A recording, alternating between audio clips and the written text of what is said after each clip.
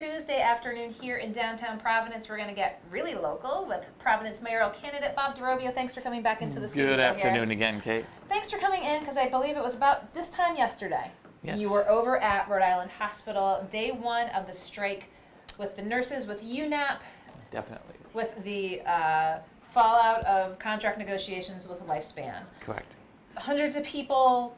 You Correct. must have talked with dozens and dozens. What was the tenor there when you were there yesterday? I really felt in talking with the people, with the nurses, that they didn't want to go out on strike, that they wanted to be in there caring for their patients. It just seems to be an unfortunate incident that both sides could not stay at the bargaining table and negotiate this a settlement between them. So it was really sad. And part of my family also worked there too. The members of my family also work at the Rhode Island Hospital, and it was difficult because they were torn between what to do. Do I walk? Do I stay? Yeah. Do you think the role, especially because Lifespan is such a large employer, should the mayor of the city sort of just take a leadership role as to what's taking place, so that again we see a continuum of service and the best on both sides as we try to make sure that it's a healthy, functioning hospital moving forward? You know, with the size of Rhode Island Hospital, with the size of Hasbro and the other neighboring hospitals in the Lifespan chain, I definitely think that the leadership within the city should have had some representation there. I can also say that at the state level too, there has to be something to bring these two sides together and to stop this impasse. There are patients' lives in danger, and these people want to care for them. And so, again, you heard from the nurses that they, again, wanted to be in there caring for their patients. Of course, there is a definitive time frame on this strike. But again, contract negotiations are what they are. Again, as mayor, is this something that needs to be addressed moving forward even after this particular point in time? Definitely. I failed to comprehend how there is a definite time frame for a strike. It was like, it can go 3 days, but they have to stay out for 4 days because the people that are called in to replace them have a 4-day callback, and $10 million going out to that. That's a lot of money. It is. And saying, well, why isn't that on the bargaining table to go to the people that you're negotiating with, rather than going to an outside group that's providing services? And so, do you envision yourself having more talks with Lifespan, having talks with UNAP again, as we're here sort of on day 2? I would want to be a part of the negotiations whenever something like this fails. I would want to be at that table. I would want to try and bring consensus to both sides. It is our hospital. It is one of the biggest industries within the city of Providence. We should be there. There should be representation from the city. And let's talk a little bit about an issue geographically close by, the 195 land. We've talked about this before. We've seen the Fane Tower proposal moving through the city process here, again, with no votes from the City Plan Commission as well as the Ordinance Commission. What's your thoughts about how it's been put now back in the purview of the City Council to say whether or not that this height or the variance requested is appropriate? I think it was a very tactical maneuver. It's an election season, and it's now going to be each person having to cast their vote in favor or not in favor of it, and be held accountable when the elections take place.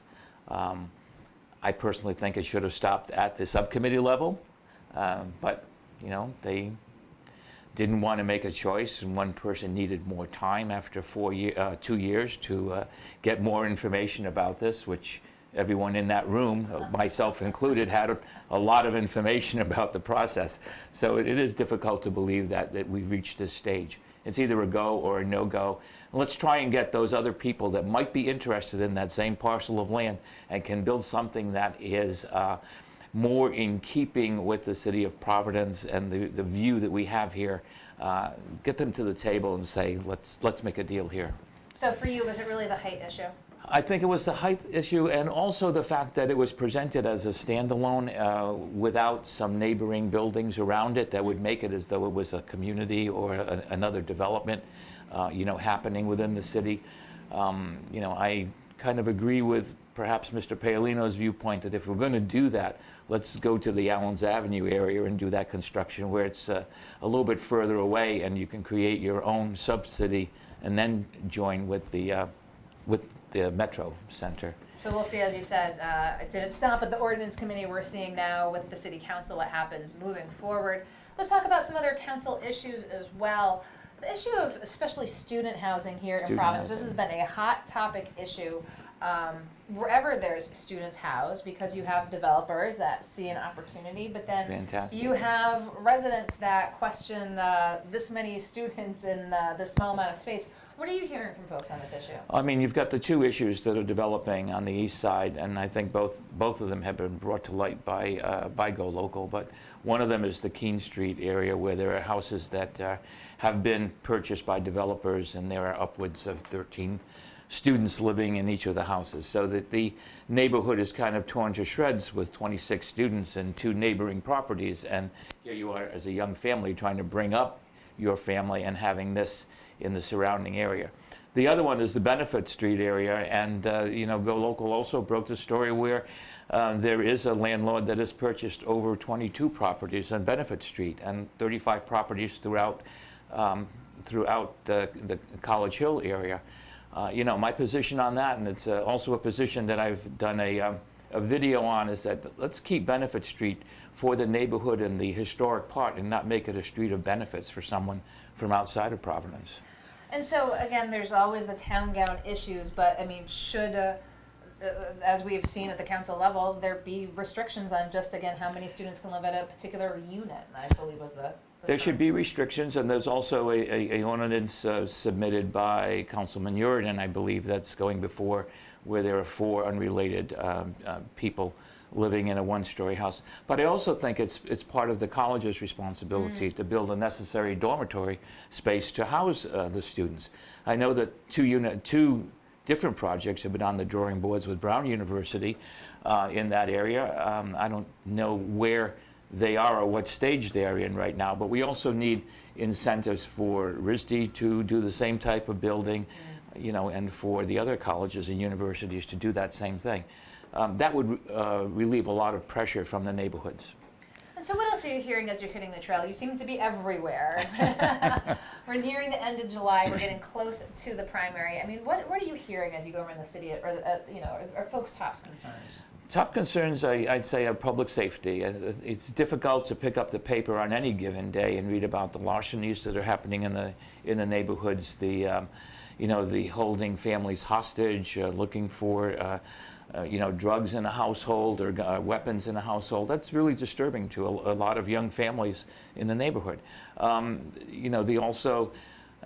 Questions have come up. Well, where do we stand with the water supply board? We know that it went to the General Assembly, but that's the last that we heard about it. Is that something just to create the illusion that we're doing something, but it's really not going anywhere?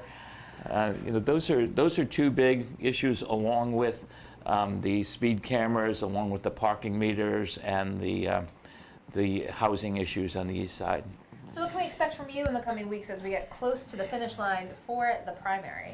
Continue the walking neighborhoods, to continue meeting the people, continue to listen to their concerns, and continue to guarantee them that under a DeRobbio administration there will be changes, there will be people at the table that not only present the concerns to me, but will be a part of solving those concerns for their neighborhoods. Well, as again, you were out there yesterday talking with the nurses as they are striking at Rhode Island Hospital, and how you would envision the role of a mayor involved in the process with a big employer and its employees here in the city of Providence. Well, Bob DeRobbio, I appreciate you taking the time to come into the studio to talk with us here. Thank you. Pleasure. Don't go anywhere. We'll be right back here at the Navigant Credit Union Broadcast Center.